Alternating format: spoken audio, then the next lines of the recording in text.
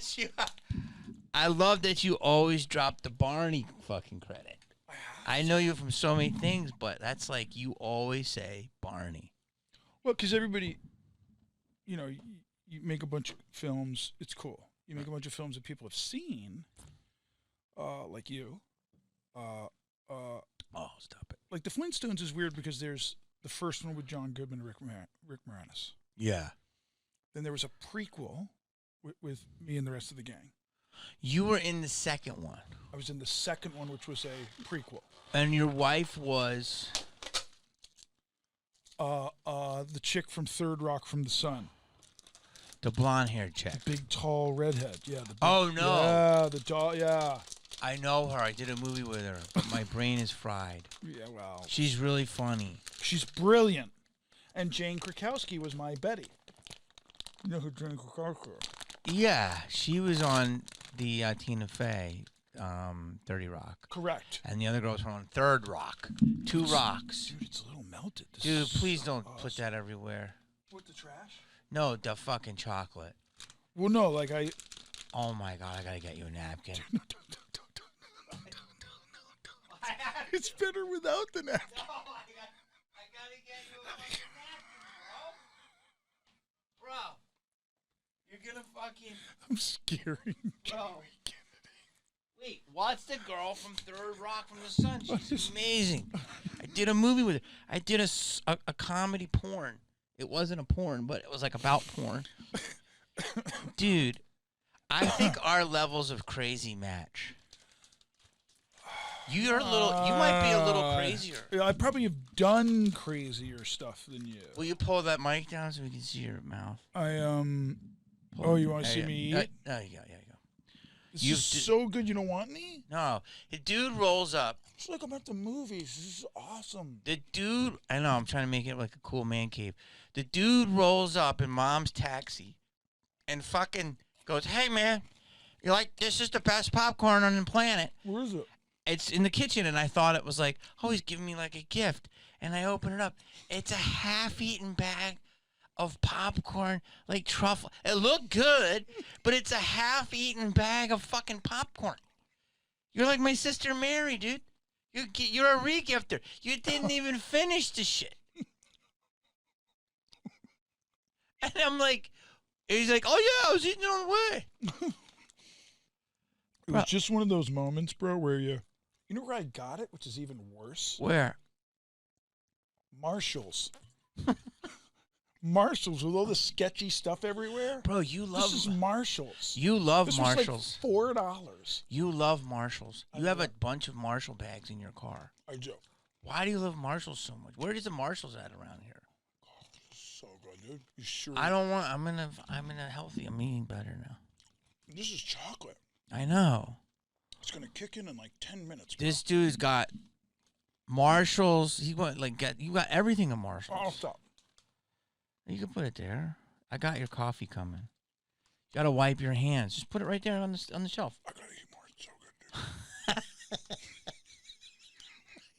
dude. Bro, you're so... No, it's melted, dude. It's like... Bro. Like, this is crackhead heaven right here. What is wrong with you? Why are you so much in that popcorn? Because it's chocolate, dude. But you never had chocolate before? Before a Jamie Kennedy interview, you don't just show up and be like, hey, man, I had a matcha tea. No. What's no. No. Dude, you got to wipe your hands. Do you want me to get you? I'm going to get you a wipe. Let me put this back in the box. No, you're kidding. Bro, this is so funny. Listen.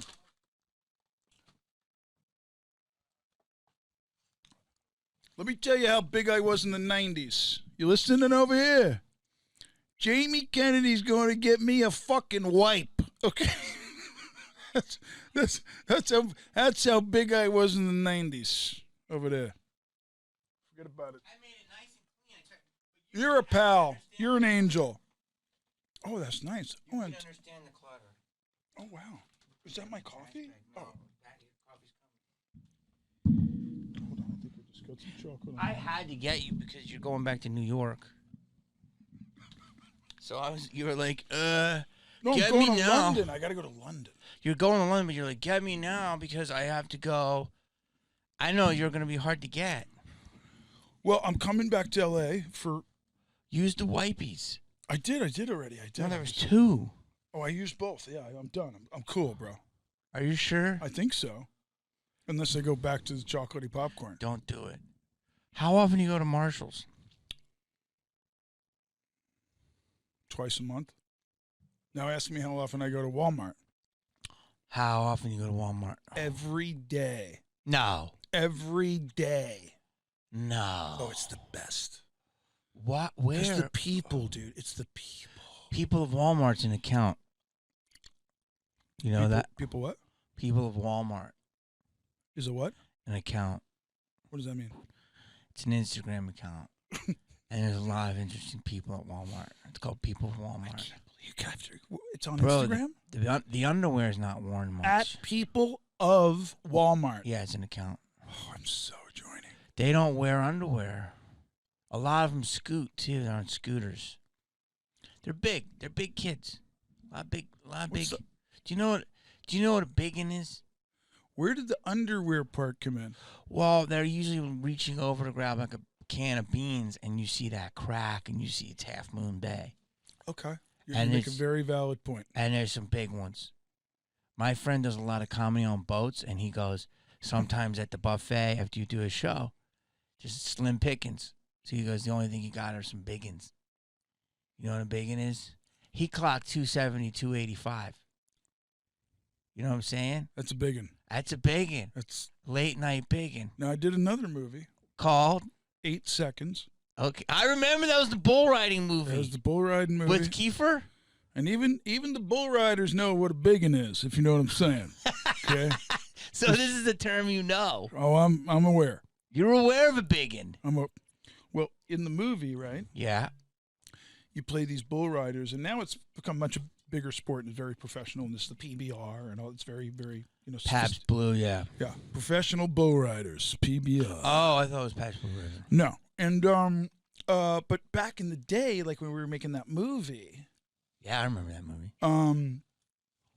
I was hanging out with like real bull riders, and there was these gals they called buckle bunnies.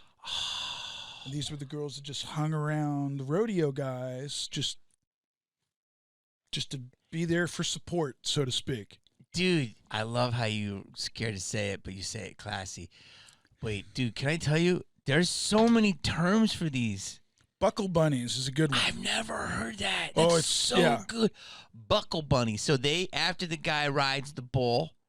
Well, no, it's more like at the bar later, the end of the night, towards, when everybody's going to get a drink. Couple of buckle bunnies. Yeah, well, not a couple. It just depends on where you are. But there could be 100 of them. 100 buckle bunnies. 100 buckle What city was that? That'd be like, Plano, Texas, places like that. And they hang around. They want to get with a cowboy. No. They've already been to the rodeo several days, every day before. Yeah. And, they just support the fellas is what they do. They're just there to support the fellas. Do you know what rock stars have that's called? Groupies. Right. Buckle bunnies are Groupies. unequivocally, rodeo groupies. Do you know what NASCAR's version of that is called? No, what? You don't know? No. Pit lizards. I never heard that. Yeah. Isn't that cool? I taught you buckle bunnies, and you taught me pit lizards. Do you know a truck stop? I heard this one. Lot lizards. Put lizard again. A lizard Interesting. again. Yeah. Or stop suckers. That's pretty clear. Yeah. Then you know what they are for actors? Extras holding. You're terrible. Too far? No, but I just think we should start something called Hollywood Lizards. Everything's a lizard. Wait, there's Right? more. No, Do that you know would be cool. Do you know, because you're an athletic, the Cactus League and the Grapefruit League when baseball, do you know what that is? Yeah. The ones out in Lake Phoenix and stuff when they have spring training, they're called Spring lizards? They're called like because the cactus has a prickle, so it's like prickle princesses. Oh wow! I know. There's terms for every type like of a prickly pear cacti. yes. There's lines for every type of fan. Can I say that word? Yeah, sure. Dude, that's good water. Drink it, dude. I paid good money for that. I only drink this water now. Sure. Yeah. You have to drink it all. Where'd you get that? Marshall's. But when you were over visiting me, I gave you one of those. Did you know that? You did. And then after that now, you started drinking it. I did. See? It's the only water that doesn't have anything in it, they say. Well, it's a glass bottle. Yeah, it's a glass. I'm getting rid of all my plastic. Okay, can we talk about America for 1 second? When's the pod going to start? Yes, let's talk about America. Go for it. But we don't talk about politics. We just talk about You America. talk about whatever you want. Because here's the way I look at it. If Big Tobacco Yeah. paid everyone and said, I'm sorry, Yeah. and it didn't affect their business at all. At all. At all. At all. At all. Yeah. At all. At all. Right? Yeah. But you're in a country that goes, watch, ready? Like, you know, like when you were trying to see the cool car because you heard it coming or the motor's like, right? And all of a sudden it's coming behind you. And all of a sudden you look at it, you blink for a second. You missed it, right? You missed it, right? What the fuck is that sound, dude? Right? You missed it. Because it went so fast. Yeah. Got It went by so fast. Probably had a lot If lizard. you blinked, you missed it. Got it. So I look at it this way. Yeah. I don't hold my cell phone as often as I can. Oh. I have a little case that it separates it from my hand, and I only touch when I have to. And I'm still on. I'm a hypocrite. I'm on it way too much. But yeah, dude. You're worried about the rays and shit. No, I'm not worried about it, dude. Apple and all these companies have already put the money away, just like Big Tobacco. They've already put the to get pay payout people. lawsuits. Yeah. Oh yeah. What's gonna happen? You think? Well, at some point, there's young people with more brain tumors than ever in the history of the world. That kind of arc is going like this, right? Yeah. Is that happening? Yeah. He didn't mean to laugh during that, but No, it was I'm just laughing crazy. like It's insane. That's happening. I'm laughing like That's happening. yeah, that's happening, dude. Fuck. Yeah. That's terrible. Yeah. So, but here's the creepy part. So you got a cell phone on you? Next to me, but I hold it away from my. Yeah, you got a case on it? I got that thing. I hold it away But if the from case my. wasn't on it, you know the back of it, right? How smooth it is? Yeah. Why is it so smooth? Because It's made of ceramic. ceramic. Yeah, ceramic. It's got like a ceramic kind of element to it on the back. Wait, what? Yeah, ceramic. It's not just plastic. Okay, so what's that wrong with that? No, it lets electricity conduct through it. That's why you can lay it down on a pad and it charges your battery. But you, Jamie Kennedy, have electricity flowing through you. Yes. So if electricity's flowing through that, and electricity's flowing through you, and it's made of ceramic, that means the electricity in there can be put into you, right through your phone. This is not ceramic. Oh. It's metal. Okay. I feel like it's. So what are you saying? Are you saying that this is going to give me the bad shit? No, I'm saying that by design, the industry was given permission to make products that conduct right through our bodies. Yes. Not like a laptop, not like the first iPad. You know, when they went to the government, and the government went, well, how does it negatively affect? They went, well, you know, if you're in a car and, you know, the radio's going, like that frequency's going through you. And, you know, and you know. So we're all, well then we're all effed. It's like when they said, if you don't smoke too much, you should be okay. So in the 50s, you're saying when they had the cigarette. Yes. Right. And the lady smoked it, and she's Right. like, Everyone smoked. it's a classy gal. You should probably smoke when you're pregnant. And they, of course they did. Yeah. So you're saying that's the new cigarette, Oh, it's the new cigarette, dude. and we're waiting. It's the new bath salts, okay? It's the new bath salts. It's going to eat our faces in the next 12 years. Oh, But listen, I don't put it near I'm my. just Stevie B. What do I know? I don't put it But near not bad my. for 57, bro. No, What's you're up? looking good, dude. You know what I'm saying? I don't put it near my thing. Do you put it by your thing? No, I don't put anything by my thing. Yeah, I don't put nothing by Nothing. I don't go near it, look at it, touch it.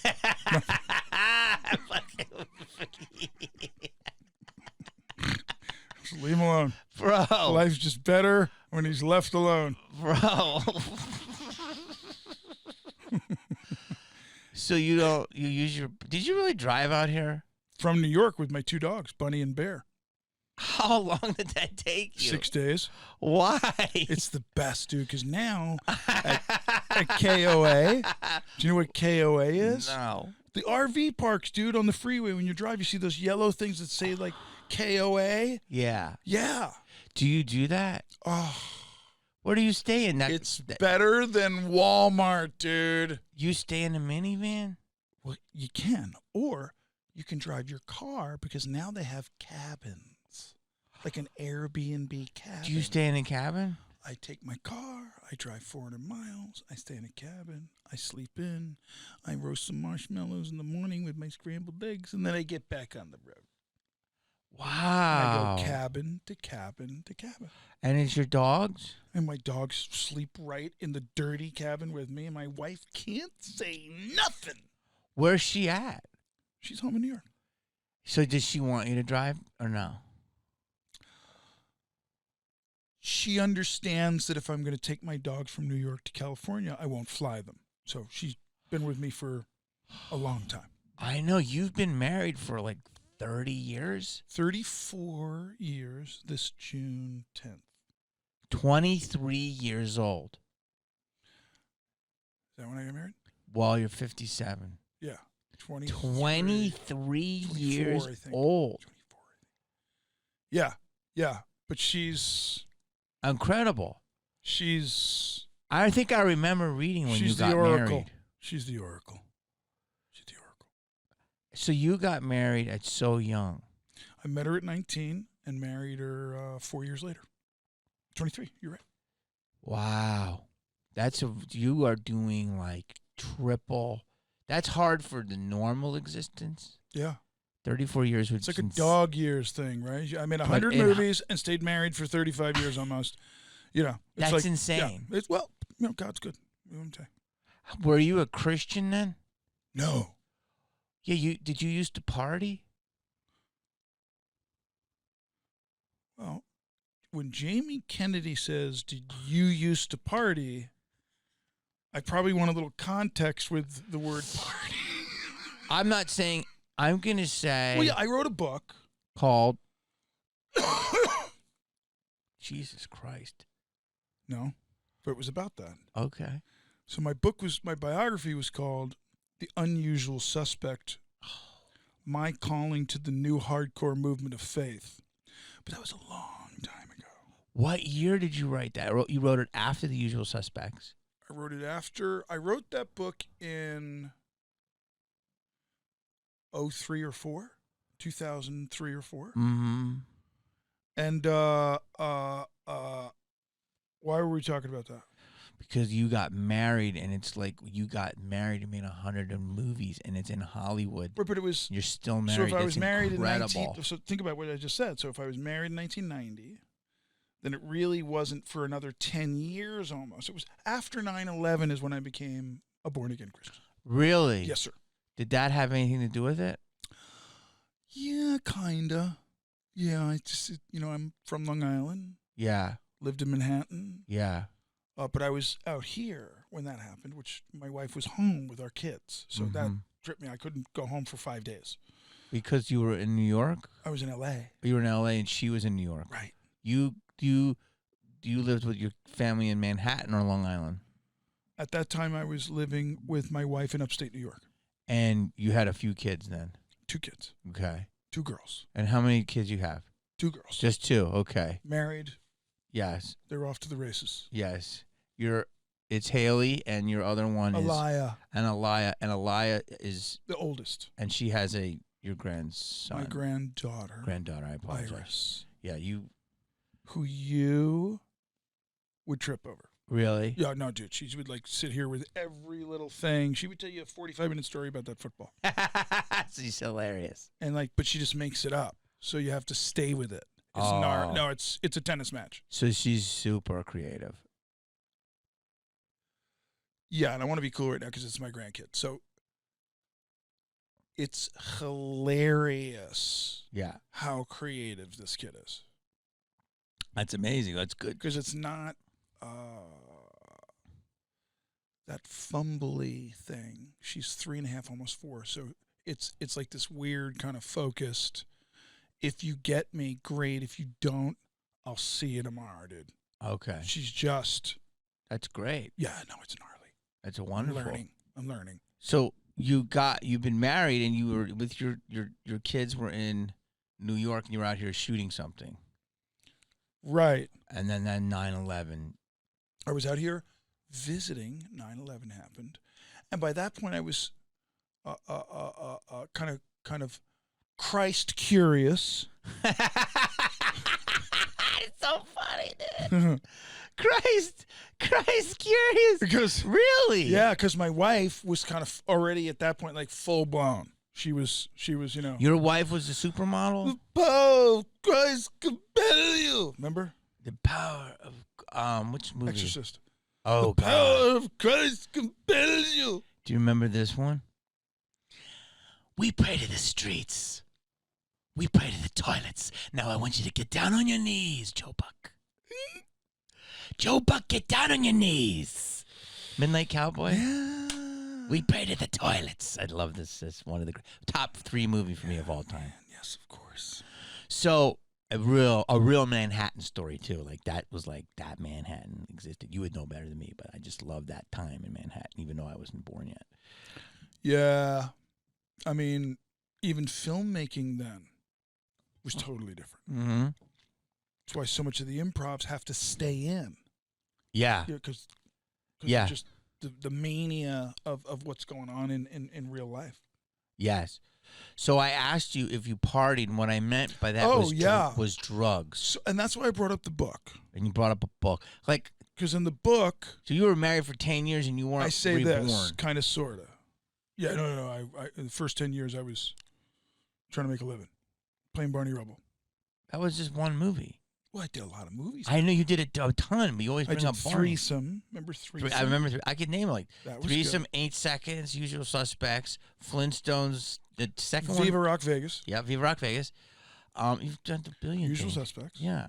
Fled with Lawrence Fishburne is a great film. Yes. Yeah. So Blessed. Yeah. So in there, but Biodome. But here's the crazy part you don't know.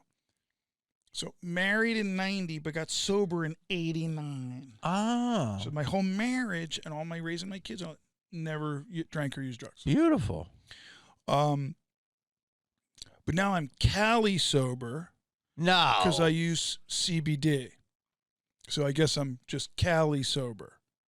Weed or no weed? I use CBD. I'll leave it right there. I use CBD. I use very specialized CBD. You got to do what you want, but that's the biggest fucking crock of shit. I'm not saying you. There's people that are like, I'm Cali. So, bro, do you want me to respond like my granddaughter right now? Yes. Watch. Here's the response. I really don't care, dog. But go ahead. Yeah, I really. When anybody thinks of me at this point, no, I'm not nervous about. Not you, but that term is hilarious. Oh, it's a great term.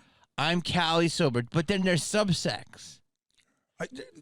I just learned it like 10 days ago. Yeah, because when I did your pod, you were talking about some funny powder. You said you want to go to a party, and I laughed. Go ahead.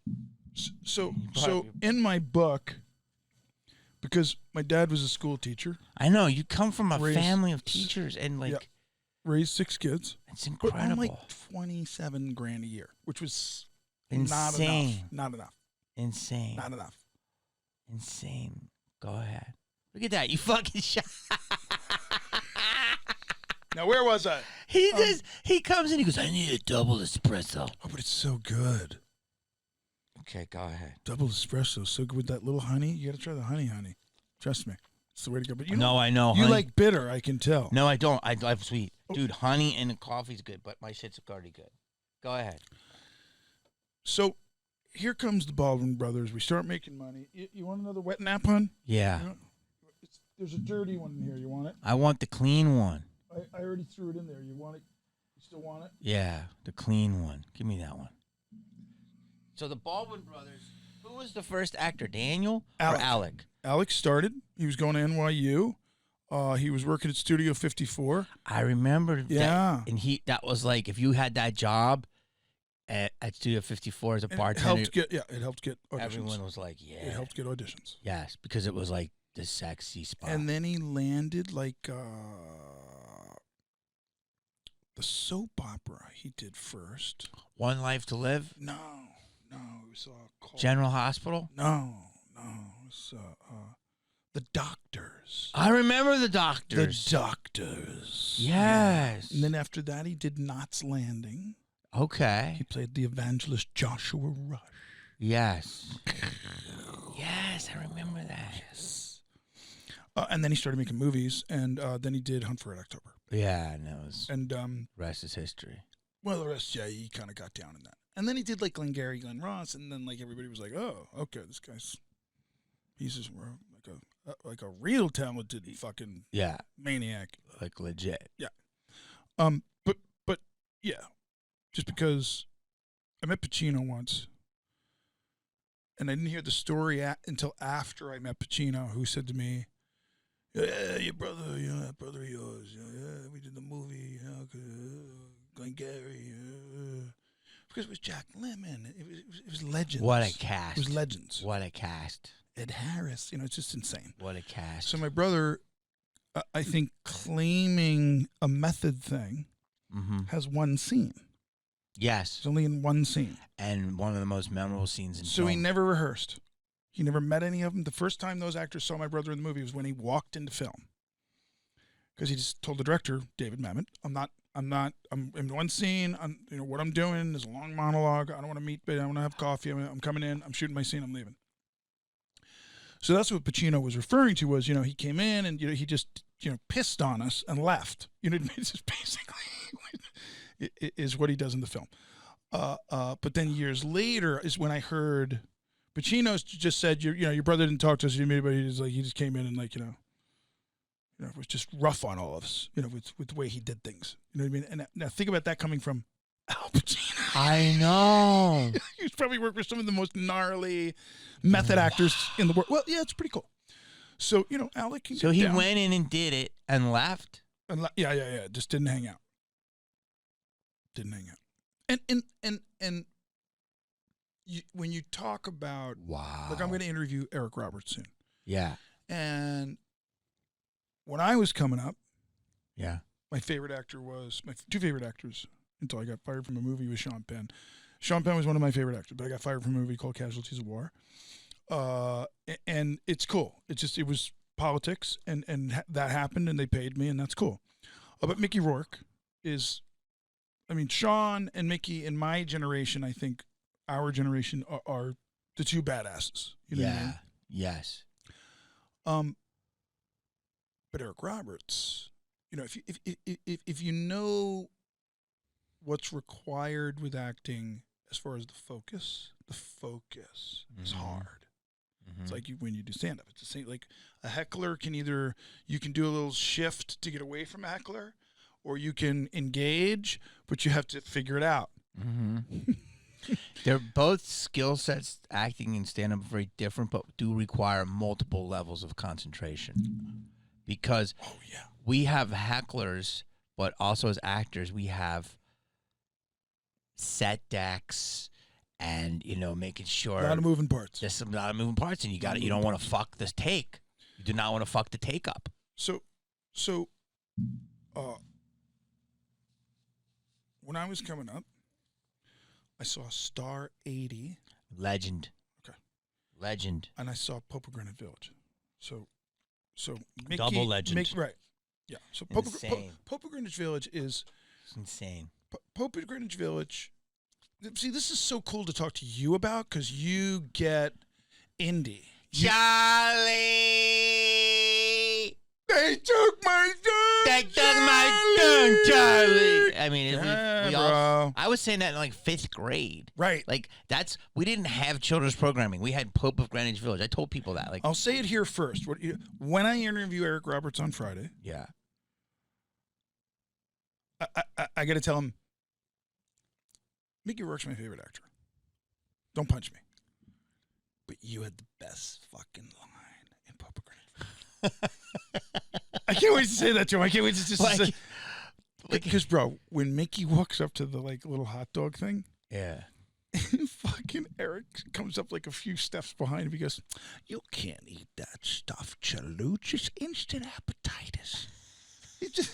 It's like, Dude, Eric Roberts. no, but creating a character is one thing. It's already a unique thing. But then saying lines that listen, I'm not an A-list guy now. I'm in Marvel movies. I'm a little guy that You're great.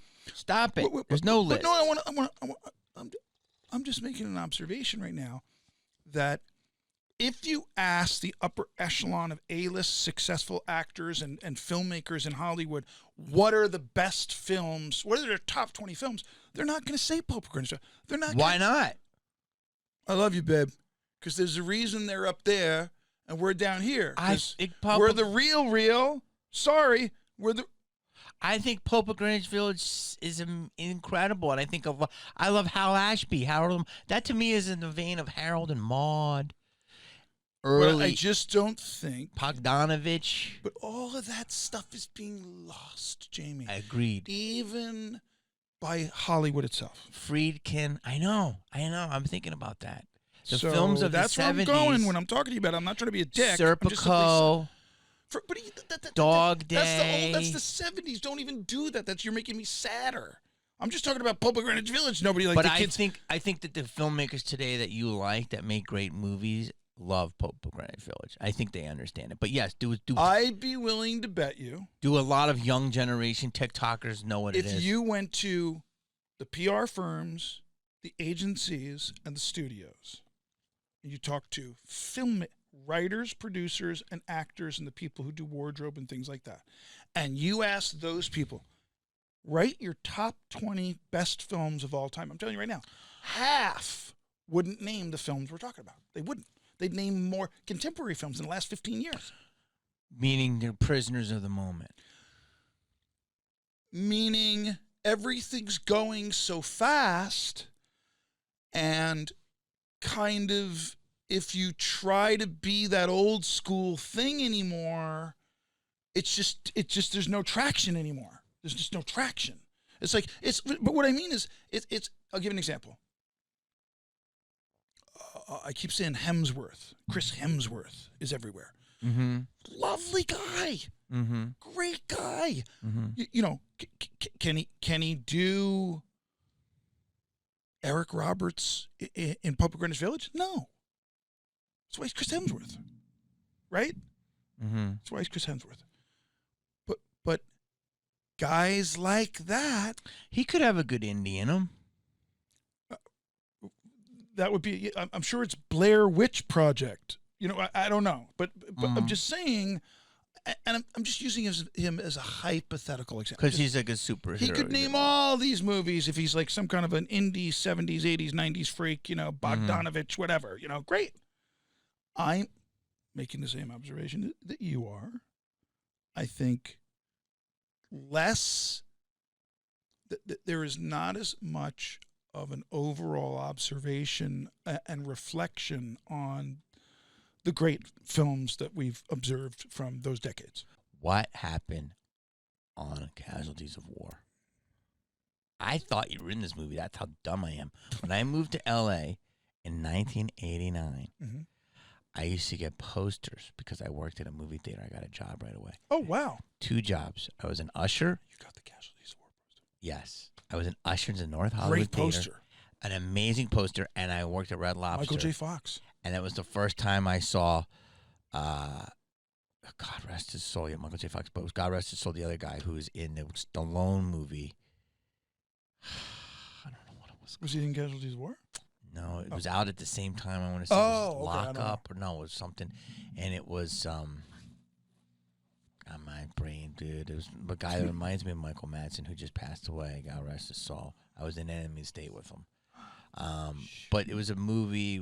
Stallone was in jail. Anyway, Casualties of War was out at the same time, I believe, and I got the poster. And I put it in my apartment because I thought this is cool, and I wanted some stuff on the wall, and I was like, I want to be an actor. Sean Penn is a psycho in Vietnam. You put that poster on your wall. Yes, I did. But I thought you were in it.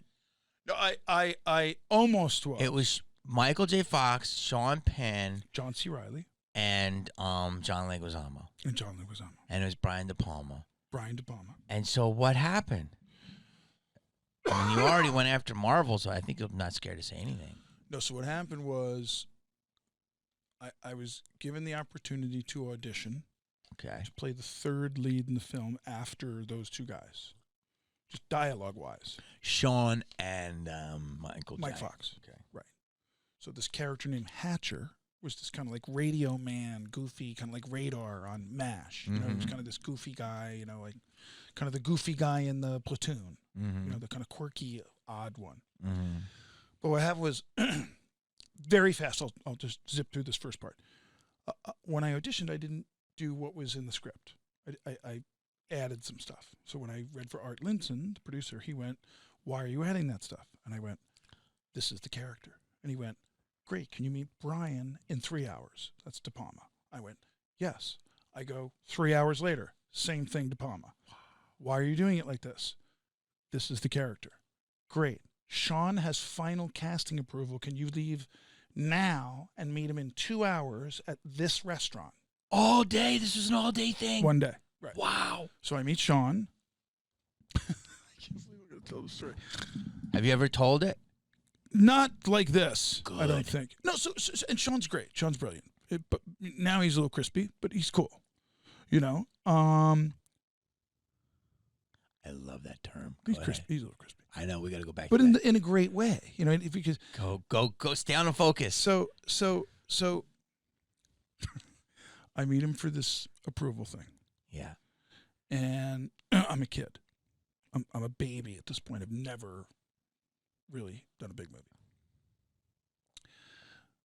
So I go into this restaurant that was down around Columbus Circle, but it was inside. We're inside at Sean's table, and he's smoking inside there. He couldn't smoke inside a restaurant, but he was smoking at this one booth. Damn. So I walk in, and he's like smoking, and I go, "Hey, how are you?" He goes, Yeah. So, you know, Art says, you know, you did a good job. I said, "Oh, thanks, yeah." He goes, well, let me just make some suggestions because I'll be your sergeant, right? In the movie, he's the sergeant of the platoon. So he orders us around. We got to do what he says and all that kind of stuff. So for about 20 minutes, he goes into this whole how it's going to be thing. And it was fine for like 12 minutes. You know what I'm saying? But I'm still from Massapequa. So, you know, the guy's talking and he's talking. I'm going like, I love this guy and he's brilliant. And Sean Spicoli and, you know, oh, yeah, that was great. And, you know, God bless you. And, you know, but he's like, you know, and when you squeeze somebody artistically enough, you know, you're going to snap. So I literally go like this. He's 12 minutes in. He's Sean Penn. No, he's 20 in. Okay. Finishes the first cigarette. In his booth, what restaurant? I think it was, I forget, like White Horse Cafe. What part of town? Columbus Circle, Manhattan. Columbus, okay. Yeah, right around Columbus Circle. Peak of New York. Yeah, man. Wow. It's Sean's table. Got it. And I say to him,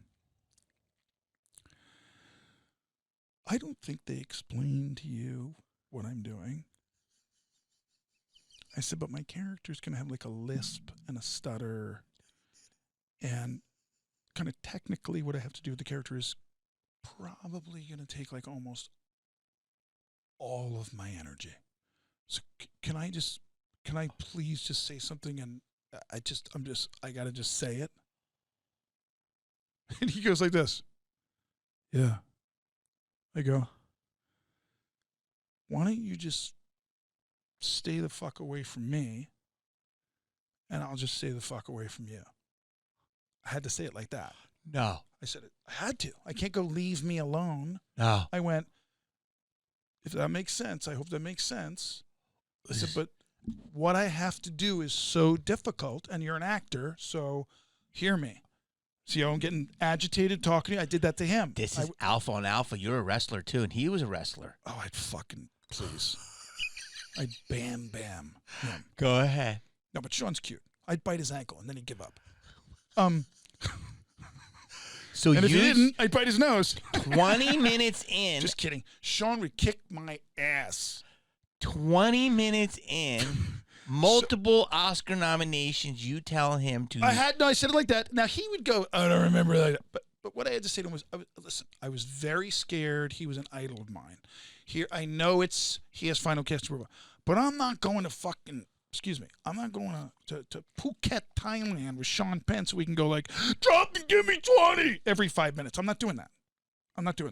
So I just simply said, you do your shit, and I'll do my shit. And so, it was like that Michael Corleone, so long as your business doesn't conflict with my business, but I had to almost go like, by the way, dude, like when I said it, crickets, and I'm going, you're fucked. But I had to at least give some pushback, or I was a dead man when I got over there, which inevitably I was a dead man. Or you are going to be Sean's bitch. Well, we all were. Yeah, I mean, he's Sean. He's Sean. Yes. Dude, can I tell you my De Palma story quick? Yeah, but finish the Sean story. Okay, so. And then go back to the De Palma story. The De Palma story relates to the Sean story. All right. So we get there. We do military technical training with Dale Dye. I know, Dale. How did you get the job? So what happened at the restaurant? Sorry. So I say, like I said before, just you do your fucking thing and I'll do my fucking thing. And but I said that for it and all that. And crickets. And he goes just like this. You're going to really like this, Raj. He smoked a cigarette. He goes.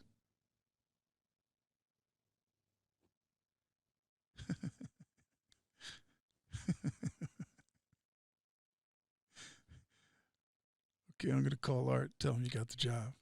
No! Just like that. No! He starts to giggle, and he goes, okay. He respected you. I'm going to call Art and tell him you got the job. That was jail. You had to go up to the biggest guy and let him know. I thought he was fucking with me. That's jail. You didn't want him to take your phone time chumping. It's called being chumped. Well, so, dude, you went in. You took a shot. It worked. I took 2 shots. I changed the character that was in the script. Yep. But then I got over there. So wait, so he tells you got the job at the table, but he also told me what happened at the table. Did you lose your mind? Friends with Mike Fox. He said, when we get over there, you can't. This is the movie. It's the character. I'm the sergeant. Don't talk to Fox. Our character's going to go, like, we hate him. So you have to hate him with me. Do what I tell you. I went,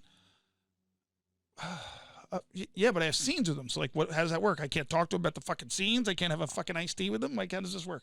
So once Sean Penn told Stephen Baldwin from Massapequa, don't talk to Mike Fox. What's the first thing I did, Jamie? You're going to go over it. Well, I said, hey, I thought you were, great in Family Ties. We hung out.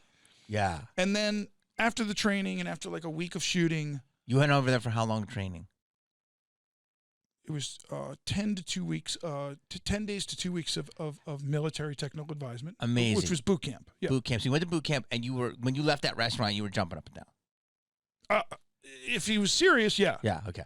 So then you get over there, and you say, this is real. It's on. You're hired. Right. You do boot camp. You're not allowed to talk to Michael P. Keaton. Right. Okay. And then what happens? And then we do the rehearsal process. After the military technical advisement, we do like 5 days of rehearsal. Big movie, big budget. And we're over in Thailand. So in the rehearsal, Sean, when he's rehearsing, he literally walks around, he walks the blocking, but he gives you no performance in rehearsal. No performance. He just, yeah. Is that right? Yeah. He just kind of mumbles the words. He's mumbling. Wants to save it. Yeah. Mm-hmm.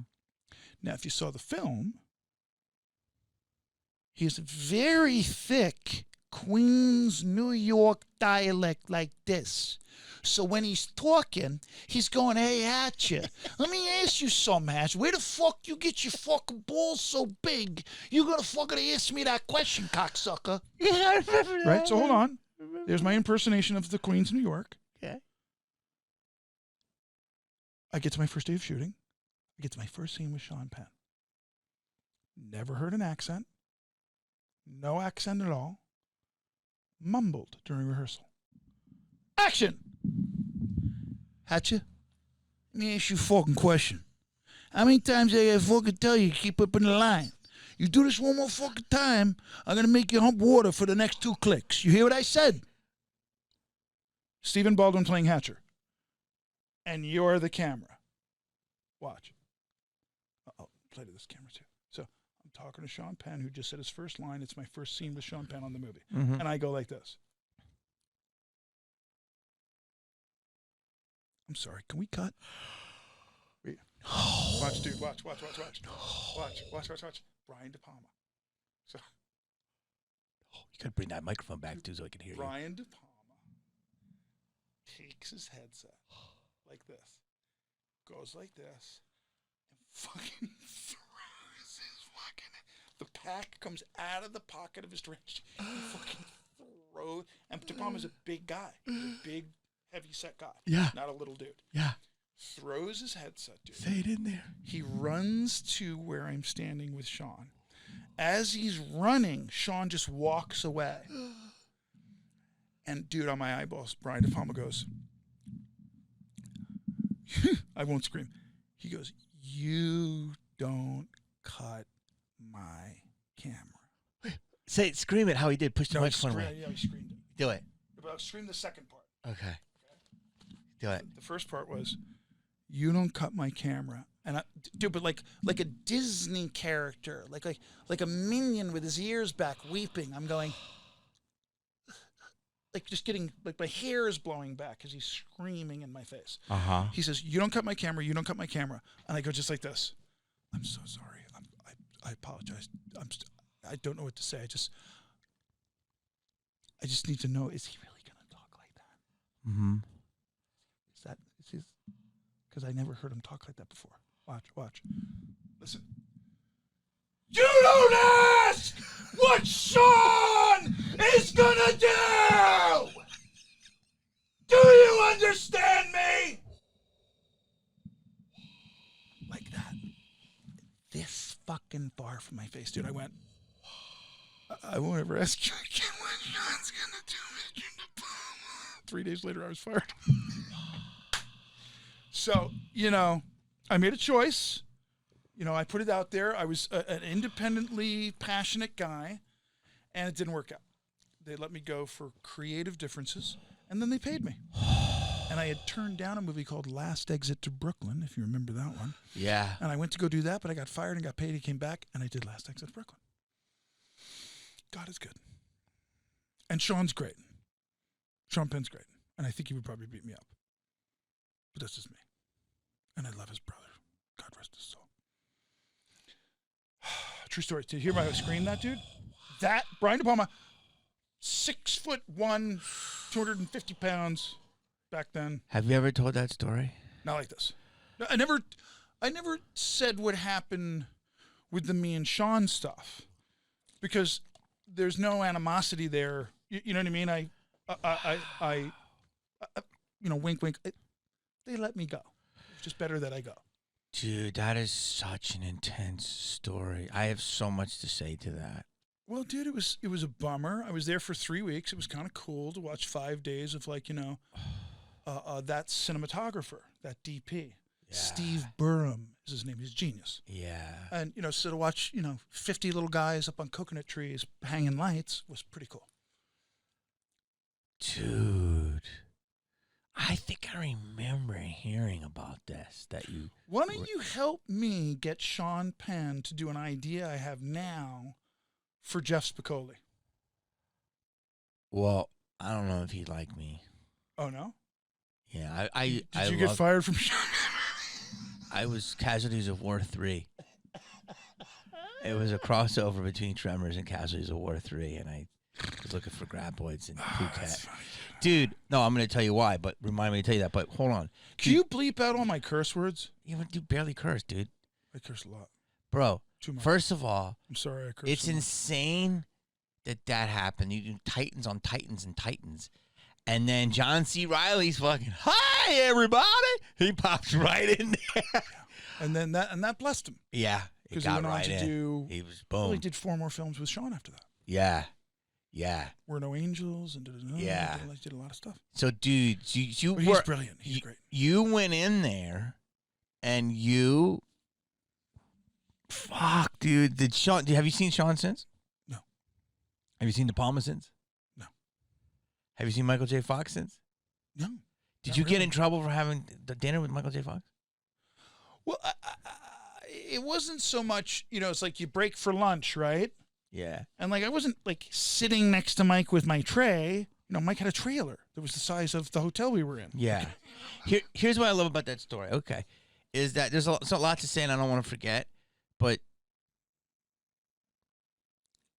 the screaming, I've seen things. I don't drop names yet. But it was our sandbox and it was our safe space and you're a real one, okay? You're a man and you come from New York and your family taught at schools. They're like legends of schools and your brothers and you are legends of acting. You're a family, legendary acting family. And you didn't go and cry. You were fucking freaked out. But you went back, you sucked it up. Oh yeah. And you went right back in. Yeah, but I think when that happened, I kind of knew my goose was cooked. Like when and then the way they fired me was gnarly. Did I tell you that? No, but I want to say this is because the new generation, if you fart, there'd be a lawsuit. Well, yeah. So this is what I love. This is how I was raised. That's how you were raised. That was even more intense. Well, stand up for yourself, yeah. But I got a teeny bit. I'm a little bit after you, and my generation was intense too, but that was even more intense. So I'm saying I'm applauding you, and the new generation needs to hear these stories to realize how fortunate. You don't understand how intense it gets. But to me, you're working with the legendary people, so I don't give a fuck if someone hits me with a stick. It's a great movie. Go ahead. What's a great movie? Casualties? Just Brian De Palma. You know what I mean? Like dude, he did Untouchables. He did fucking Scarface. Yeah, if he wants to holler, had him holler all day. I don't care. He did Scarface. That's it. Yeah. So go ahead. He's brilliant. So how'd you get fired? I knew you were going to remember that. So good, dude. But why I said my goose was cooked simply because just think about the logic of my first scene with Sean. I know this was. I probably did that's probably the worst pet peeve of Brian De Palma's. And here's this Alex's little brother shows up already with the different character. You know what I mean? So I kind of had it coming, but it was a great lesson. It was a great lesson. But so many young actors don't realize it. They don't even get a Rally's regional hamburger commercial, and they're like, think this is the greatest of like you're working with legendary. Now I get to do my Art Linson impersonation. Ready? So 3-4 days later, now we already been shooting a week, right? Big freaking wide masters, walking steady cam through the jungle, pen, the Queens, New York.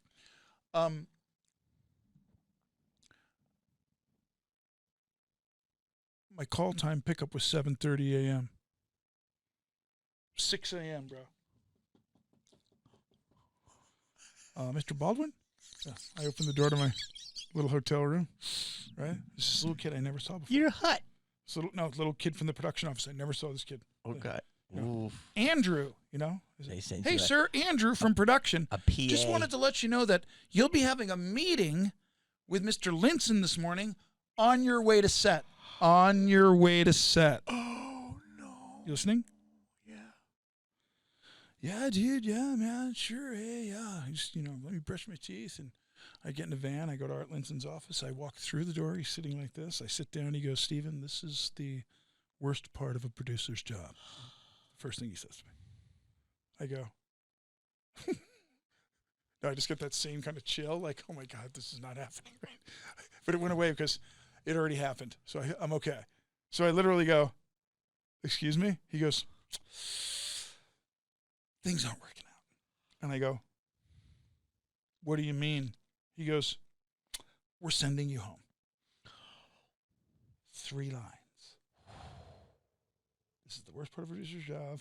It's not working out. We're sending you home. Watch. Do I get paid? Tomorrow. We send you the full amount tomorrow.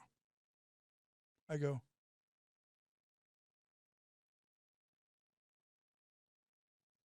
done. He goes, done. And we're going to do a press release just saying, creative differences and, we're taking the character in another direction and all good. Wait, watch. That can turn to anger. You know what I mean? Depending on where your brain synapse is. Now it's 6:45 in the morning. I really haven't had a cup of coffee. And this is a fat cat, right? So I go just like this. Okay. Thank you. And I'm just going to go back to my room and get my stuff. And no, I said to him, I'm sorry, correction. I say, when do I go? He goes, you'll be on a plane this evening. So watch. I say, okay, I guess that's it. Because now when he says that, I know I'm not going to the set. You follow me? Yeah. I say, thank you. I'll just go to my room and have some scrambled eggs at the hotel and pack my stuff and da-da-da-da-da. And thank you again, Mr. Linson, and I'll see you when I see you. You know what he said? What? Everything in your room has already been packed, Stephen. No! All your bags are in a vehicle right outside the door. Oh, my God. Dude, you want to talk about Vito Corleone, bro? Oh, my God. Dude. I looked at the guy. No, that stunned me. I was like, what? Like, they went through my personal shit. They took my stuff, put it in fucking bags, wherever they went. So, but that was a valuable lesson, dude. Oh, my God. That's a big, getting booted off a big Hollywood movie.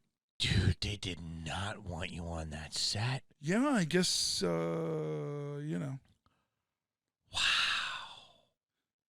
Some stars are not meant to shine. James Kennedy. But you did. You came back and did so many great movies after that. Sure. Yeah. And you didn't get the rep as being difficult. No. I'm not going to name a name, but there's a huge star. And when I watch his movies in the last 10 years, I think I can't quote one of his movies. Okay. So is that what you're saying? But I can think of 4 lines from different movies I've done. And I'm not sucking my own D. I really believe that because I know people quote them to me. So are you saying that things are much more popcorny? They're just like cotton candy. You eat it, it's big in the moment, and it's gone. And we're talking about things that stick? No. I'm talking about appreciation for the greats? I'll give you an example. Ethan Hawke is the kind of guy. Josh Brolin is the kind of guy. Yeah. They're doing writer stuff. Yes, of course. They're giving back to the younger generation. Yes. They're trying to inspire. And would I do it the way they do it? No, I wouldn't. You do an acting class for somebody the way you teach it, right? Mm-hmm. So my point simply is, and I don't know Ethan Hawke at all. Yeah. But when I see him pop up, he's reading a book at a library, or he's talking about this poet, or he's reflecting back to that engine of creation. Mm-hmm. That's that old school kind of thought process. You're saying there's more commerce now. Yeah, I just interviewed somebody again recently that's an actor but an acting coach, and this, like, he's telling me, dude, it's different. It's different now. As an acting coach, it's different now. He's not just teaching somebody how to learn the craft. And for this camera that we're using right now, mm-hmm. he's teaching them how to do a Zoom call audition. but teaching it. Oh my! And don't turn your head too much this way, and don't tilt this way. Bro, where are we at? Well, no. But but this is how even fast it's going. I know, but here's what I want to say is, and I got to go back to something you said, but that's just not exciting to me. And this business is going to implode on itself. It's going down. Before I ask you the Sean Penn thing, do you agree with this business is going down?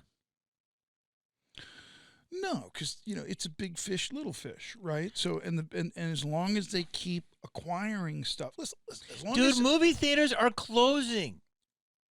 Right, but content is still being sold. Content? Right. It's content. Right. I'm not saying you're not going to make content, but the big grand spectacle ain't going to be the same. Right, but as long as there's a Jeff Bezos in the galaxy, you have to understand, dude. Jeff Bezos just bought the MGM library. Yeah. But you know how long and they're gonna the library was in hold? It's over 10 years, dude. The lawsuit against MGM's library that couldn't allow, like I couldn't do a sequel to Biodome because it was MGM. Yeah. So there could not be any Brad Cravoy and the Biodome guys couldn't do anything until Amazon bought MGM. So watch this, dude. Watch. Want to see what the business is now? It's always been the rich get rich. Like the big investors, but usually it was studios doing the big money deals, right? Yeah. Jeff Bezos just bought James Bond, dude. Just. Like I know. Yeah, just. I know. Buy it. How much? Just how much? Yeah, it's this. Okay. Well, why do you think the sale never happened for 10 years? Because nobody ever came up with enough money. So no one had the money. But as long as there's that bigger fish swallowing, and what that fish now is regurgitating is Barbie. I agree. It's Barbie. I it's agree. a Barbie Hollywood. And listen, I gotta be cool. I gotta be cool. I love Barbie. I'm getting a lot of blowback now. Are you on what? Well, you got blowback on what? I'm not into the Barbie thing at all. You didn't like Barbie? I haven't seen it. Dude, you gotta watch Barbie. Why? Because it's a great movie. Why? I'm going to tell you why. Okay. Here's why Barbie's a great movie. You're really on the spot right now. Go ahead. Okay. Because it was one of 4 movies that you heard of this year. There was 10 movies nominated. I heard of 3. Don't make me come over there and slap you on your own podcast. Do you remember all the movies that were nominated? I don't care about that. Let me explain. It helped prop the movie business. I don't care. Oh, hold on. It was a piece of IP was a doll. Right. A doll. Right. And they created a whole world. They created a hilarious movie. Dude, it's fucking hilarious. You laughed. I laughed my tits off. Okay. Dude, and they're perfectly cast. Ryan Gosling's perfect as Ken. She's perfect as Barbie. And there's all these alternative Barbies. And it's a world. And you're like, damn. And it's like, do you beach? I beach. It's so funny, and it's puts a lot of message in there what people didn't like, but I just thought they were real. Like, dude, you got to watch it. You got to watch it. You should watch it with your daughters. I might have to do that. And your granddaughter, because you have a lot of females in your life. I'm telling you, they will love it. They've probably seen it. Oh, I'll ask my daughter. Dude, how do you make IP from a doll?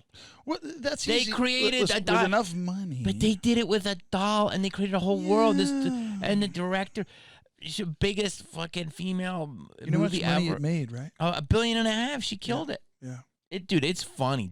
I don't know why you're prejudging. But now every little kid now. Why are you every young little movie maker now is going to just want to make Barbie? Don't you think? No. Yeah, they might. Here's what they did. They took like a hipster chick, Greta Gerwig, who had hipster cred and is blowing up as a director. She was always an indie darling. Sure, yeah. And now they gave her, which is smart, they gave her this big commercial property, and she made it authentic. Like, at the end, Barbie just wants to be alive. And I think that's what it is. And have a vagina. I'm not going to tell you anymore. But what I'm trying to tell you is, I know. I think that's the end. Listen, Don't tell me anymore. That's perfect. Dude, I'm very intrigued. I loved it. It's funny. And listen, here's the thing, though, dude. They took the sensibility of a hipster. It's very inclusive, but naturally inclusive. I'm not even trying to make this Barbie podcast. I'm telling you this. You know how naturally inclusive. Do you know what I mean by that? Hi, It's not I'm forced. Steve Baldwin, and welcome to Naturally Inclusive, a new show on Amazon Prime. No, but everything was in it made sense. Like it didn't feel forced. I loved it. I'll probably watch it in a couple years. You gotta watch in it. a couple years. I'll watch Why? it Why would you watch it now? When I turn 60, I'll watch it. On my 60th birthday, I'll watch it. But there are listen, I know what you're saying, but there's indie That's terrible. There's indie movies that are also popping up. I'm just saying I think we're talking about two different things. I'm saying the spectacle of Jerry Seinfeld was quoted this week, and he said, I'm gonna try to do the impression. These people have no idea that the movie business is over. I heard him say that. They have no idea. They're working on a set. They're still going. They have no idea. It's done. And that was a brilliant take by him. I mean, dude, he went to the AFI thing. Yeah, because when a movie comes, no, it's him promoting a movie he directed. Oh, and that he's right. He promoted a movie as a director, and it looks really good. It's about the Kellogg's thing. I think Jay Leno went to it. Yeah. Is your brother in it? I don't know. Is he? I don't know. It might have Could been. be. Maybe. And he goes, the movie business is over. Like, that's not a bad impression. I got to work on it. So he said that promoting a movie. What a motherfucker. What a pimp that he came in the movie business, directed an amazing movie, it looks like, and he said it's over. Like, that's balls. So I believe him because he's right. He says, when a movie comes out, do you talk about it? I'm not saying you can't make great content. Here's my beef with Hollywood. You ready? So you do have beef, and then okay, go ahead. You ready? Yeah. We can do better, Jamie. Dude, you're wait. Bro, you got to be careful with you saying that. Let me finish. Because you got some great movies under your belt, but then you have that one. Was that one movie? So watch. So what's out now? Abigail's out. It's a good vampire movie. A24 looks like they're putting out a new movie. I don't know. There's all types of stuff. Fall Guy's coming out. Looks good. It's commercial. Watch. Godzilla. Yeah, dude. Godzilla vs Kong. Right. Looks pretty good. But Fall Guy and Godzilla. Yeah. Are from the 90s. 80s. Well, Godzilla's from the 50s. Yeah. You're saying create new things. Why can't when the machine of Hollywood decides it wants to make a movie that could touch the world, like Oppenheimer? Yep. They do it. There you go. There's an example. So I'm trying to figure out who decides all this. Meaning, wait. I'm being a wise ass to make a point, because I'm sitting here going, who's running shit? Seriously, because it's King Kong and Godzilla. It's 2024, dude. We're still doing Fall Guy, and I mean, it's like if I could be a Mike Ovitz now, I'd love to just sit with people and go, like, what are your thoughts? I mean, Mark Burnett is a brilliant guy. Mark Burnett should be made king of Hollywood, so he can sit everybody down and line them up and go, what do you do? And what movies did you do? And 10 out of 17 of your films failed. Banished from Hollywood. We should do that. We should just You're talking about a Survivor, but for creators? Yeah, no, imagine, like, that's a great idea. An actual Hollywood Survivor. I love But when that. you get kicked off or voted off, you're out of Hollywood forever. You come down the 101. That's a great idea. You can never come down the 101. Or go up the 405. Never. You may never pass the Getty Museum again. Never. You're banished to the 118.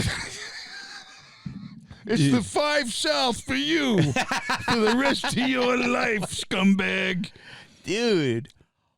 Wait. So, okay, I think we're saying the same thing. But Barbie made an impact just because it was something that was commercial. It was still great. And Oppenheimer. Barbenheimer. I didn't tell you what I said in my book. What did you say in your book? I said that, because my dad was a school teacher and didn't make a lot of money, and the Fall Baldwin boys started making money a lot, like hundreds of thousands of dollars very quickly. You know how fast you can make money. Yeah. And then millions and millions and millions. Yeah. Whatever.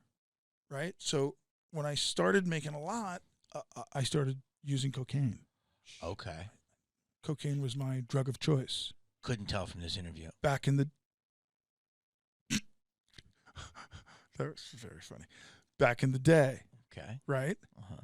So in my book, after I had gotten sober, I reflected upon that and said that I had snorted enough cocaine in a 5-year period, which is the only time I drank like out of high school, and then I stopped 5 years later because I was bad. You snorted right out of high school? I snorted an 8-ball at my high school prom. An 8-ball? Yeah. How are you alive? Well, praise Jesus. You know what I'm saying? An 8-ball at the prom? So wait. Isn't that expensive? So in my book, I say in that 5-year period, I snorted enough cocaine to send a small third world country into anaphylactic shock, but which was pretty accurate. Does that come from depending cocaine? on the small third world? What? Does that come from cocaine anaphylactic? Yeah. Well, look. I started working as a waiter in New York City after I met my wife. I started auditioning like we were talking about. As a waiter working at Tavern on the Green, dude. You know, the other busboys. Dude, fucking legendary Yeah, Baldwin brothers worked at the legendary spots. I mean, Studio 54. I was just a busboy. Tavern on the Green. Like, these are the spots of the elite. Yeah. But you got right. No, it is. The Hustlers, dog. What up? You're the Hustlers. They were the elite. You're right there, and some fucking rich MILF wants to fucking bang you. You have to help me write a script. Bang out the busboy. About when I went to this teen disco with my boys on weekends when we were in high school, like I'm talking 10th grade, we went to a teen disco, like when it was the height of Saturday Night Fever. Saturday Night Fever, but it's not 10 years later. Right. But yeah. Dude, let's go back to the disco scene. Let's go back to the 8-ball. What about the 8-ball? Why would a 12th grader at his prom need to do a Tony Montana size of drugs in Massapequa, New York? If my phone was here right now, I'd call Alec what? so he can answer this. Okay, look. Alec would. What did Alec? Alec would explain. What would Alec have to do with it? No, Alec would go like this. He'd go just like this. Jamie, you're right about the Tony Montana reference, right? But he'd say, you remember Tony Montana had a sidekick, remember? Yeah.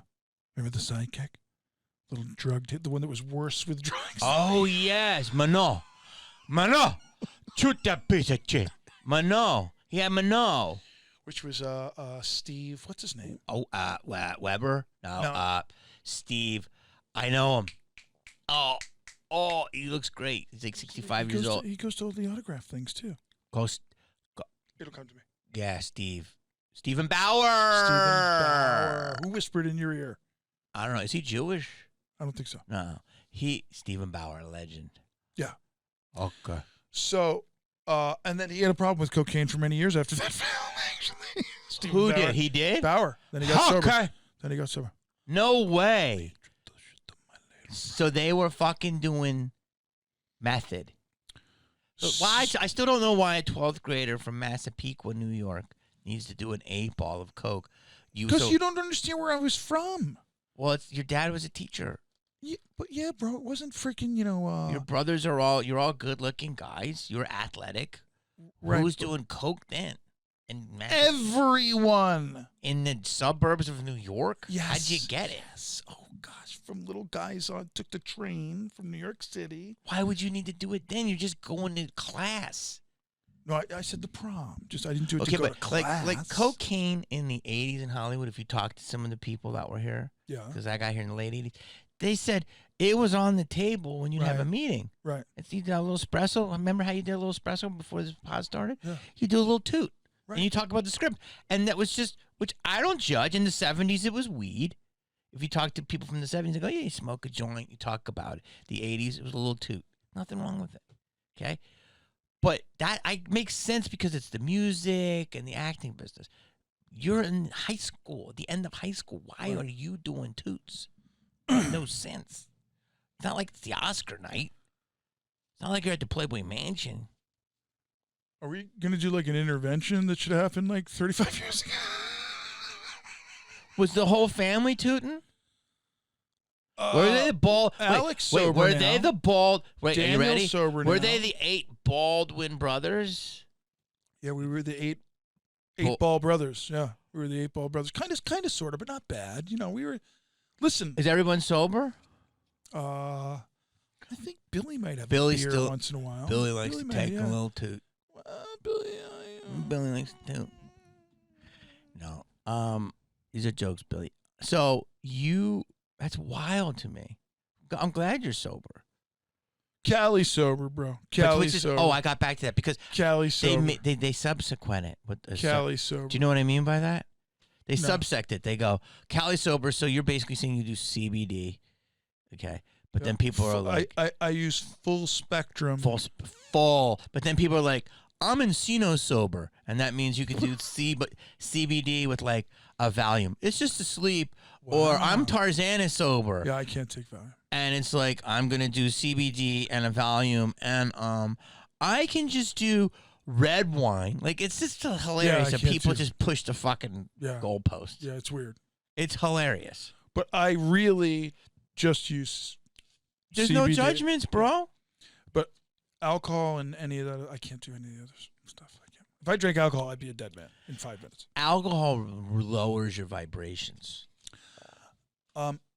Alcohol affects your central nervous system. Yeah. So, depending on who you are, it's not good. It ain't good. Yeah. I can't hold my liquor, so I'm just better off without it. Yeah.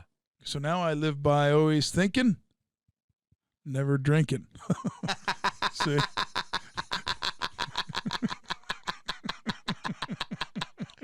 You like that one? I love that.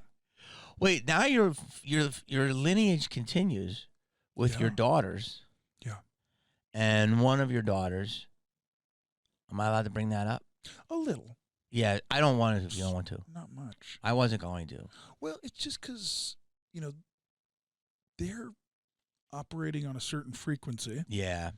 And because, this is why I love you. Because. I'll shut up. Nope. This is why I love you, because you understand that side of this nonsense of this existence. Yeah. So they're rarest of air right now. Well, yeah. So my number 2, the Hales. She's cool, dude. She's a very cool person.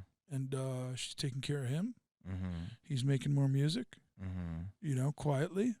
Everybody knows that already. And she's running a cosmetics company, dude. That company's doing. What's her company? Rhode, RHODE. That's amazing. My wife's middle name. That's beautiful. Very sweet. So you're and Haley's middle name, actually. Oh, that's beautiful. Because you married a Brazilian supermodel. No. Your wife is a Brazilian supermodel. No. She looks like a Brazilian supermodel. Correct. What did she do? Was she an actress? Dude, it was the coolest thing. I met her on the Crosstown 79th Street bus. That's how we met. Okay. And I sat right in front of her like this. I was like, hey, what's up? She was like, I literally said to her, hey, I've been trying to get your attention and you won't look at me. So I just wanted to say, either you naturally look wealthy and beautiful, or you're just like a model or something like that. Yeah. I said, like, I can't figure out why you look so naturally beautiful. And she had this little portfolio, but it was for her art school. She was going to Parsons. Oh, so I say, are you a model? And she goes, watch, because she'd been ignoring me for like 15 minutes on the bus. So she's looking out the window and she goes, oh no, I'm a student at Parsons. Watch. Right back out the window. Right. So now I'm like, come on. I'm trying to do my best Vinnie Barbarino here. Yeah. You know what I mean? Yeah. And she's not talking to me. Can you do Vinnie Barbarino? What? Where? Hawaii. You do it better though, bro. No, you do. No. Let me ask you something, Mr. Carter. Like you got to get the cadence right. Where? Where? Let's get him a plate of tacos or something. Remember that? I forget. Go ahead. What about Horseshack? You met your wife on a bus. I miss Horseshack. 34 years. Can I ask you a question? Your other daughter, is she in the business? She has modeled. Mm-hmm. She doesn't anymore. She's a mom of my granddaughter Iris. Mm-hmm. the most fabulously intergalactic human being ever. And that's your only grandchild. My only grandchild. And But I'm the youngest Baldwin brother, right? Yeah, yes. So it's like that other thing we talked, like the dog years again. yes. And was your mother a teacher? I was a grandparent before Alec was. Wow. How trippy is that? Wow. But Alec has had 27 kids in 5 Yeah, minutes. He's yeah. been a busy boy. Yeah. Yeah. He's riding. Yeah. He's galloping. You just said you would only do a Pepsi commercial, not a Marvel movie, which makes no sense, and No. I don't believe you. No, I wouldn't do any of the Marvel stuff. Okay. If Alec was in it, he said, do the movie. No. Alec's telling you to do the No. movie. Okay. I don't believe it. I'm not scared of Alec anymore, bro.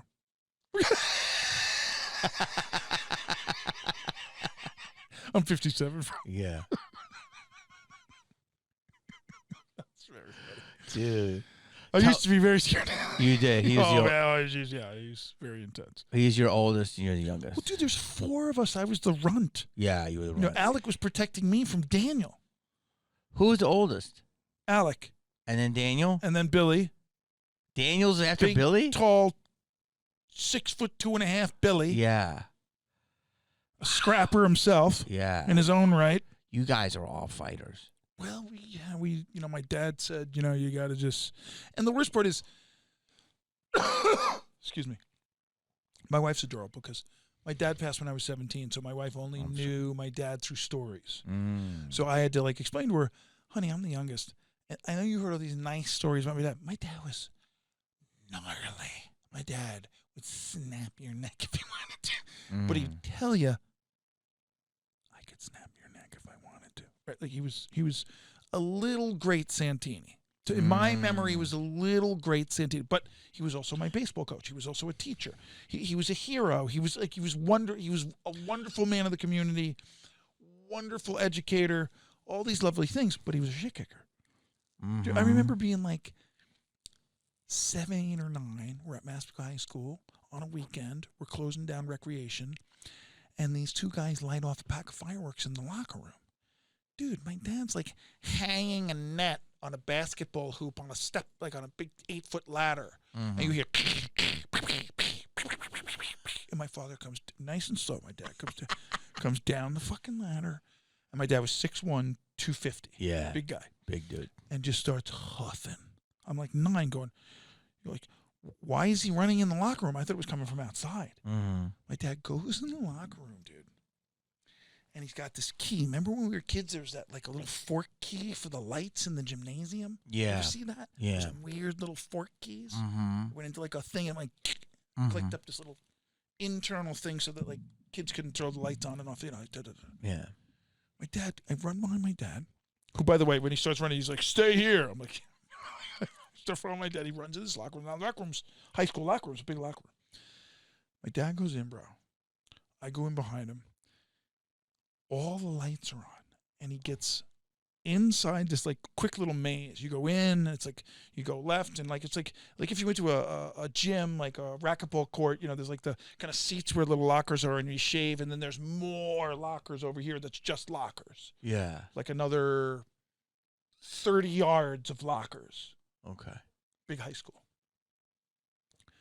Dude, my dad gets in, and he's been running, and he's a big guy. And he takes this key and he turns the lights out. It's 7, dude. I'll never forget going, why the fuck? And all of a sudden, he goes in, he goes,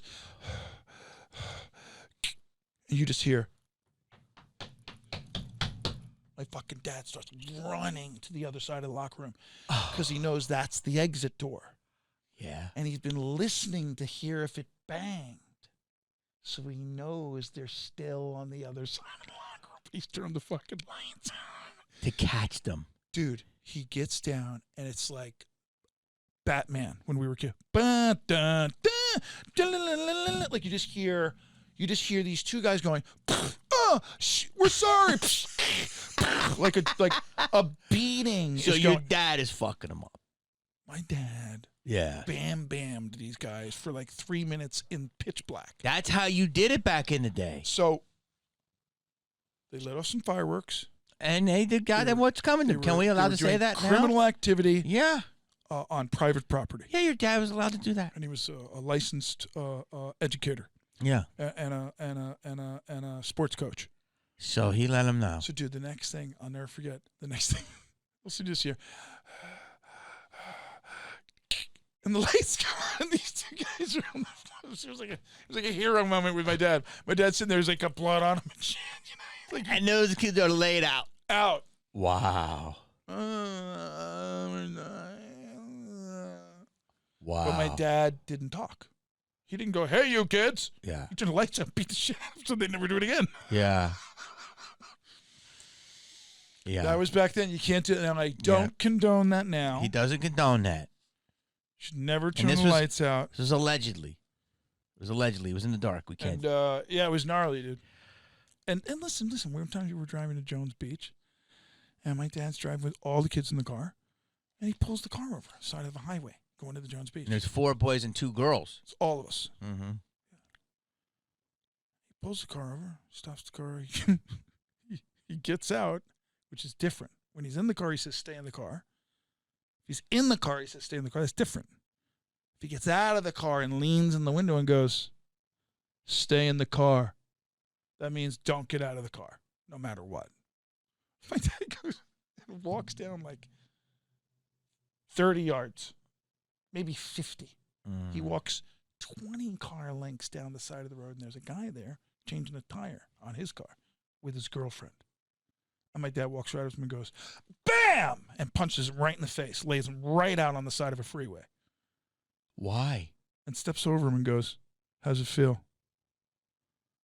Because when we were driving by, he was slapping the girl in an argument. And we didn't know that. So my dad just, watch, doesn't say anything, dog. You're going, "Yay, beach ball. Yay, life preserver. Flip flop, snorkel.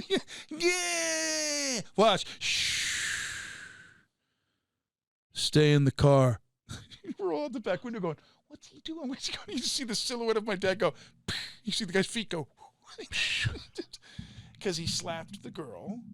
They were in some argument on the side of the road, and he literally must have done like a, like, hey. Like, as my guess, it's, it's.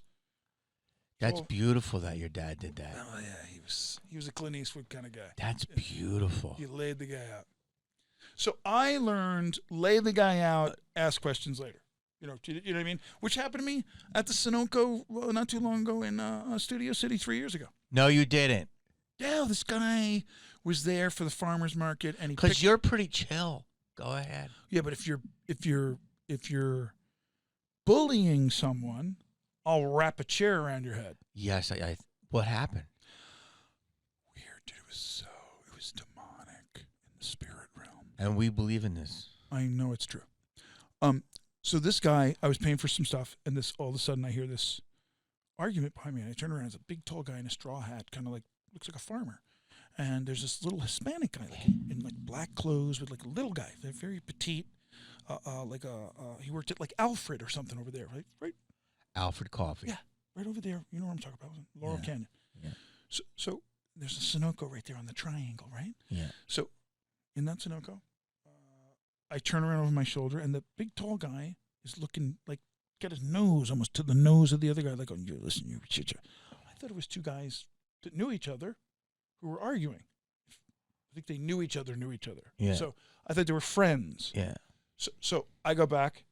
15 seconds later, crash. I turn around, and the little guy's now across this little convenience store. Oh, no. At a gas station, because this guy has pushed him to the ground. And when I turn, the guy in the straw hat steps back and drop kicks him in the face. And I see that. As he steps to take the second kick, I kick him in the ass. Okay.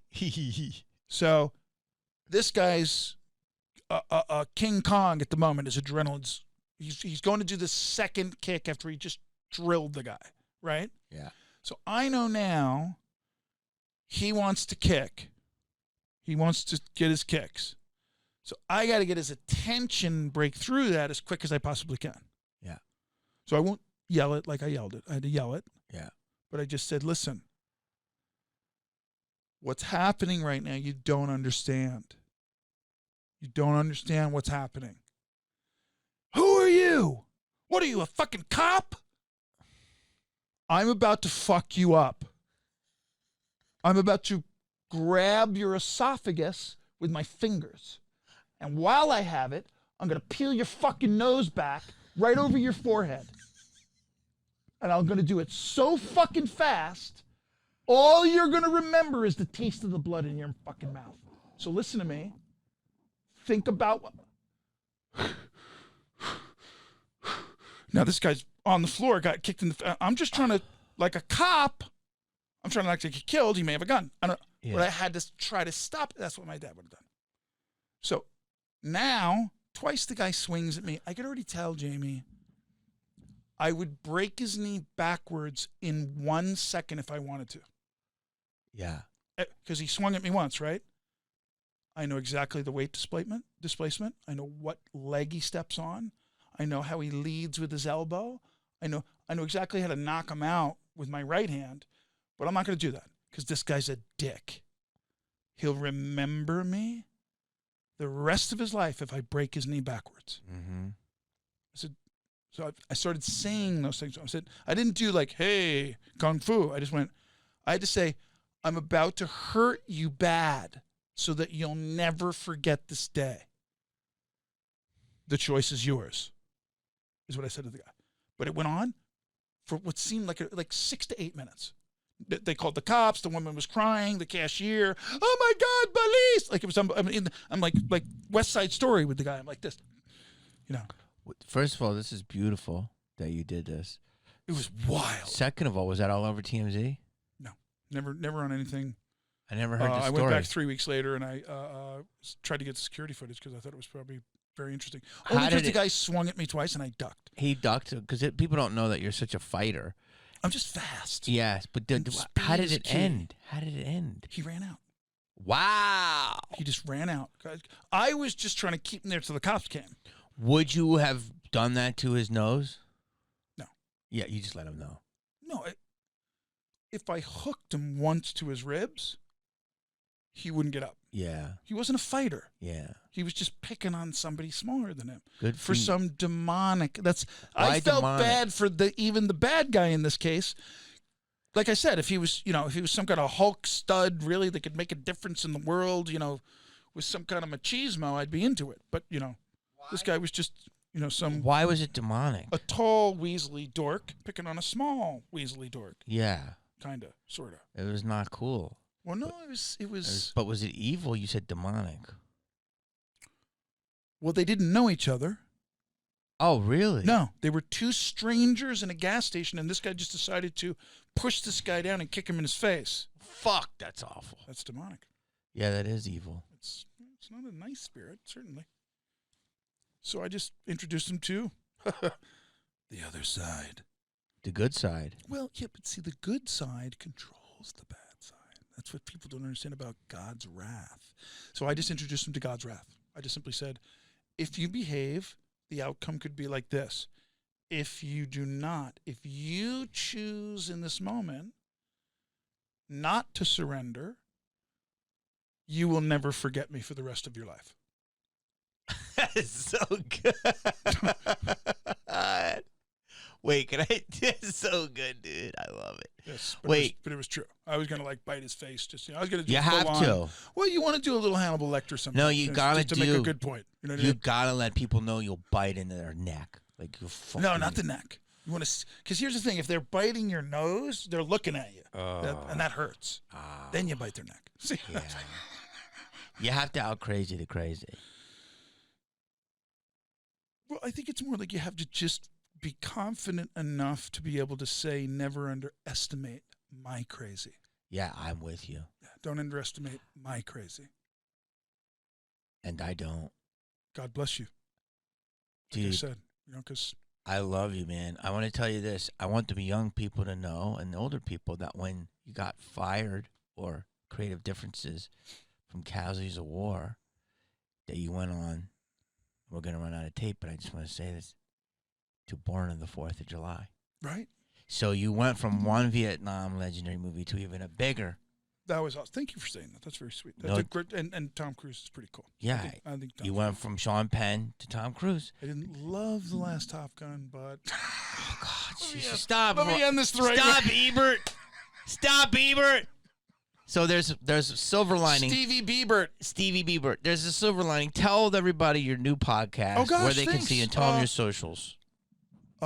So we've started a little interview thing like this, but my gig's called One Bad Movie. It's we already interviewed Mr. Kennedy on the program, and we talked Mine was about called 5 Bad Movies. we talked about bad movies, Yeah. like the cheesy ones, you know. But we go into a lot of other stuff too. It's great. That's Like the, I'm reaching out to Sam Jackson now to ask him about that Snakes on a Plane. You know what I mean? It just It's a we got it. It needs to be discussed. but that was so bad it was good. You know, Right. and people love it. Right.